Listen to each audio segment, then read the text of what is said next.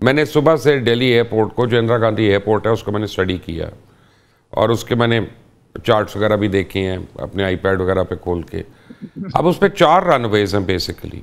2 जो हैं वो आउट ऑफ ऑर्डर है क्योंकि उन पे आईएलएस इंस्टॉलेशन हो रही है, तो 2 रनवेज रह गए। अब परसों से मैं देख रहा हूँ कि वह विंड डायरेक्शन सडनली चेंज हुई है और बड़ी सवेयर हुई है, तो उसमें वो जहाज़ लैंड ही नहीं कर सकते थे वहाँ पे। तो अगर वहाँ से वो टर्न होते हैं, मैं कानपुर पे भी नहीं आ रहा क्योंकि प्राइमरीली तो इंदिरा गांधी एयरपोर्ट का हो रहा है, तो पायलट्स की डिस्क्रेशन होती है उस वक्त। आई मीन ऑब्वियसली और रही उनकी डिस्क्रेशन होती है कि वो पैसेंजर्स को और जहाज़ को सेफली कहीं और निकाल के ले जाएं जब विंड इतनी हॉस्टाइल हो जाए, टर्बुलेंट हो जाए, ऑपोजिट डायरेक्शन से आना शुरू हो। तो ये सारी चीज़ें वो भूल गए और उनको सिर्फ एक पाकिस्तान याद रहता है। Ali Hamza, what's going on over here? जी, थैंक यू वेरी मच। सबसे पहले तो अस्सलाम वालेकुम सबको और बहुत बहुत वालेकुम शुक्रिया। सलाम। मुबशर साहब, आप माशाल्लाह इतने सीनियर और एक्सपीरियंस्ड हैं, तो मुझे आई एम श्योर कि वो आपको बताने की तो बिल्कुल ज़रूरत ही नहीं है कि वो एक टेक्निकल लेवल होता है और एक स्ट्रेटजिक लेवल होता जी है। हाँ। तो मैं टेक्निकल लेवल का ऑफिसर और सर जो है वो माशाल्लाह स्ट्रेटजिक लेवल के मेरे डीसीएस सपोर्ट थे।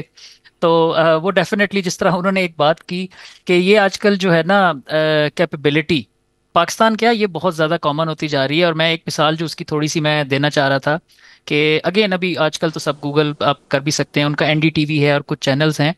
तो म्यांमार में उनके C-130s गए थे। जी हाँ। ये कोई है अप्रैल और अराउंड मिड अप्रैल, और उसमें तो वहाँ पे आप उनकी खबर पढ़ लीजिएगा। एनडीटीवी ने भी और दूसरे कुछ चैनल्स ने भी किया था कि हमारे जो पायलट्स हैं जब वो म्यांमार की एयर स्पेस में थे तो उनको स्पूफिंग का सामना करना पड़ा और एक पूरी एक कंट्रोवर्सी बना के, तो वहाँ पे हम तो गए थे जी रिलीफ ऑपरेशंस के लिए, और वहाँ पे ये हो रहा है वो हो रहा है। अब वहाँ तो मतलब चलें, अब गांधी इंदिरा गांधी एयरपोर्ट में आके म्यांमार एयर स्पेस में पाकिस्तान ने करनी थी स्पूफिंग उनके साथ। तो एक जो इंडियंस का जो इशू है, मैं ज़्यादा उनको बहुत वो जैसे आपने पहले ही कह दिया, आपने जो वर्ड यूज़ कर लिए, और अल्हम्दुलिल्लाह अल्लाह ताला का लाख लाख शुक्र है कि हमें तो खैर पहले भी पता था, लेकिन 7 मई को हमने देख लिया है कि जो पाकिस्तान एयरफोर्स है वो इट इज़ जो है ना रेडी। और मोदी साहब की वो जो बातें कि नतीजा अगर राफेल होता तो कुछ और होता, तो कैपेबिलिटीज़ का तो कोई मसला ही नहीं है। प्रॉब्लम ये है इंडियंस के साथ जो मैं बात करना चाह रहा था, जैसे मैंने अभी ये वाली भी मिसाल दी कि कुछ भी होता है तो वो किसी दूसरे का कसूर होता है। उनके एयर चीफ मार्शल जो हैं, जो एपी सिंह हैं, वो जाते हैं हिंदुस्तान एरोनॉटिक्स लिमिटेड में। वो कहते हैं कि तेजस जो है वो नहीं डिलीवर हो रहा। वो कहते हैं सर हम क्या करें, जनरल इलेक्ट्रिक जो कंपनी है अमेरिकन, उसने हमें इंजन नहीं दिए, और ट्रम्प जो है वो इंडिया को ये करना चाह रहा है वो करना चाह रहा है, तो उनका कोई कसूर नहीं है, हमें जी ने इंजन्स नहीं दिए। अब पूरी चलें, अगर वाकई कोई लॉजिस्टिक्स के मसले हो भी जाते हैं लॉजिस्टिक सप्लाई चेन के, लेकिन आप जैसे मैंने बताया कि सारी दुनिया ये जानती है कि अगर आप कोई डील टाइमली करते हैं तो दूसरी जो बड़ी बड़ी ये मल्टीनेशनल कंपनीज हैं अगर उन्होंने जी दुनिया के इंजन जहान में लगाने हैं ये तो ये तो ना क्लेम करें कि मेड इन इंडिया है। नहीं, वो मेड इन इंडिया तो फिर इंजन जीई का है और जो रेडार है वो इजरायली तो है। ये जनरल अब ये इलेक्ट्रिक हुआ बिल्कुल ना, आपने फिर अपना छोड़ देना, फिर हाँ, वो मेड इन इंडिया तो नहीं है ना तो वो जहाज।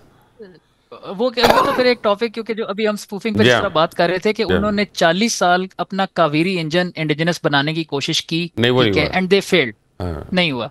अब वो जी का इंजन लगा के और इजरायली एल्टा कंपनी का रेडार लगा के इंडिजिनस एयरक्राफ्ट बना रहे हैं, ठीक है। मैं अब उनसे क्या बहस करूं, अब वो कहते हैं हम तो जो है ना वो world's biggest country, population most वगैरह नहीं वगैरह, नहीं, लेकिन ये बिगेस्ट आपने जिस होंगे, तरह ठीक है, वो मैं कोई बात। तो लेकिन बट मुझे उसकी द इशू पॉइंट नहीं है। नहीं नहीं, I am but the point like I was trying to highlight was कि इंडियंस जो हैं, जो उनका ये एक इशू है ना कि हमेशा किसी दूसरे का कसूर होता है, ठीक है।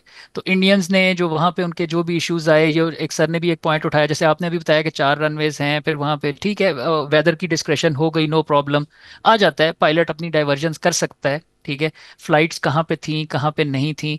मेरा सवाल वही है कि म्यांमार में भी और आपकी बाय द स्पूफिंग वे, हो गई, इनका कोई भी ठीक है। पायलट जो है ना, इनके डोमेस्टिक एयरलाइंस का, मैं आपको कैटेगोरिकली बता रहा हूँ, ये कैट 3 पे ट्रेन नहीं है। अच्छा, ये मतलब जैसे मैंने बताया कि ये आपका ये बस एक्सपीरियंस भी अब हमारी हमारे तरह के ही मेरे हैं, से आप ज्यादा मान लें। है। ये हमारी तरह के ही हैं, अच्छा, इतने ही लायक है ये। विल पावर पे ही तो उड़ रहा होता है इनका जहाज भी। तो ये जो भी माशाल्लाह अल्हम्दुलिल्लाह पाकिस्तान एयरफोर्स की कैपेबिलिटीज़ हैं, मल्टी डोमेन ऑपरेशन, सर ने नेस्टैप का जिक्र किया, साइबर कमांड है, स्पेस कमांड है, जो हमने जो है ना अपने लिमिटेड रिसोर्सेज के साथ ट्रेनिंग करके। अब सर जो आपके साथ जो बैठे हुए हैं, आई विश रियली विश कि मैं स्टूडियो में होता। अगेन अगर आप गूगल करें इंस्पायर्ड अलर्ट 95 एक एक्सरसाइज, तो आपको उस पर एक स्टोरी मिलेगी कि हमारे जो मिराजेस हैं उन्होंने एक अमेरिकन एयरक्राफ्ट कैरियर जो वो है मुझे पता है यार, अभी मुझे वो उसके। आसिम साहब मुझे डांटेंगे अब इस बात की, मैं आपको बता रहा हूँ, ये मिराज उड़ा रहे थे और इन्होंने उसको जाके टारगेट कर लिया था, लॉक कर लिया था। Now your secret is okay blown ठीक है है, मार्शल। आई मीन कुछ नहीं मैं अच्छा कह मैं सर सकता। का ऑटोग्राफ, अच्छा मैंने वैसे नाम मैंने नहीं लिया, वैसे आपने लिया, मैं तो गूगल की स्टोरी सुना मैं रहा था, बता रहा लेकिन हूँ, मैं गूगल मैं को छोड़ें आप, मैं आपको बता रहा हूँ कि अमेरिकन फ्लीट को लॉक करके उस एक्सरसाइज में पाकिस्तान एयरफोर्स के एस पायलट्स ने टारगेट किया था, which is a pride for us. लेकिन मैं before you go on further, air marshal मुझे एक बड़ी इंपॉर्टेंट बात बताएं। मुझे ख्याल आ रहा है, याद आ रहा है, when you were DGCA, director general civil aviation of Pakistan, आपने बड़ा जोर लगाया और हम सब ने आपकी मुखालफत की थी उस वक्त, मैंने भी की थी। आपने बहुत जोर लगाया और आपने पूरे रेडार्स को एयरपोर्ट्स के ऊपर जो थे और सिस्टम्स को, वेदर वगैरह के जो थे, उन सारों को आपने अपग्रेड करवाया। आज हमें उसका फ़ायदा हो रहा है। लेकिन मैं आज पढ़ रहा था सुबह को, इंडिया में 45 साल से उनके सिस्टम्स अपग्रेड नहीं हुए। सो इज़ इट पॉसिबल कि उनका अपना सिस्टम कोलैप्स कर रहा है बिल्कुल, and they just blaming it on us? जी बिल्कुल ठीक कह रहे हैं आप। देखें, इंडिया की जो सिविल एविएशन है उसके अंदर बड़े मसाइल रहे। एक्चुअली अनफॉर्चुनेटली वो जो हमारे यहाँ पे पायलट्स का इशू बना वो इतना बड़ा इशू नहीं था, लेकिन somehow that got mishandled. अब आप देखें कि India is a bigger country, bigger market, bigger aviation operator in civil domain. उसके अंदर उनके भी पायलट्स जो थे, एक्चुअली उनके पायलट्स जो थे, they were involved in lot of anomalies. अच्छा, पहली तो बात यह है कि जिस तरह आपने कहा कि वेदर के लिए, जब आपने वेदर ख़राब होता है तो उसके लिए आपके पास जो है लैंडिंग सिस्टम होने चाहिए। Cat 3 is not a very easy system. मुझे याद है कि जब मैं DG था हमने बड़ा ज़ोर लगा के एयरलाइंस को तैयार किया था कि वो अपने जो हैं यहाँ पे पायलट्स को कैट 3 के लिए ट्रेन करें। And most of our airlines after a lot of effort by the civil aviation, they trained their pilots and we started to have landings in bad visibility just because we had the Cat 3 system. उसके बाद आप देखें कि हमारे मुल्क में airlines आती थी बाहर की, foreign airlines, they used to go back because their pilots were not Cat 3 trained.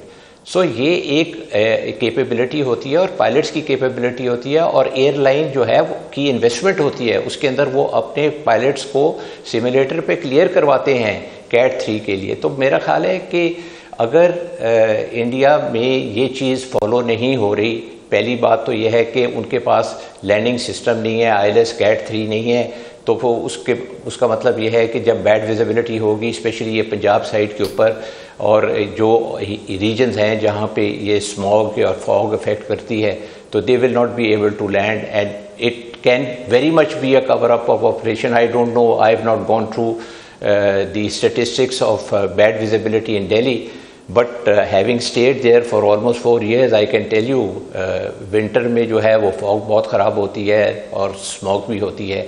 तो Delhi goes through this phenomena which we often see in Lahore and the areas of Punjab.